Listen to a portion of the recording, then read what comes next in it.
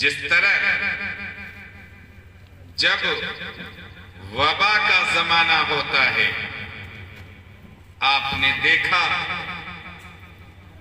کہ جب corona virus کی شکل میں اللہ کا عذاب وبا کی شکل میں مسلط ہوا پوری دنیا پر،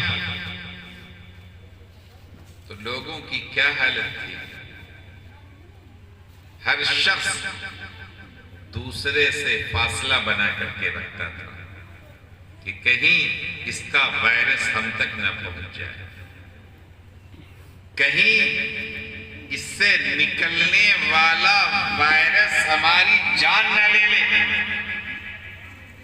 باپ بیٹے سے فاصلہ بنایا ہوا ہے، بیٹا بیٹی سے فاصلہ بنایا ہوا ہے، قریبی دوست دوسرے دوست سے فاصلہ بنائے ہوا ہے۔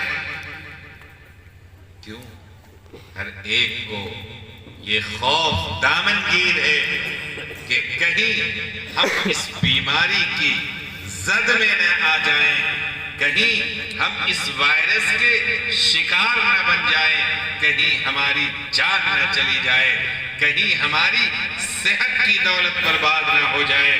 میرے بھائی، اسی طریقے سے فتنے کے زمانے میں ایمان کی دولت داؤ پہ لگ جاتی ہے، عقیدے کی دولت پر ڈاکہ زنی ہوتی ہے، انسان کے اخلاق و کردار کو ڈیمیج کر دیا جاتا ہے۔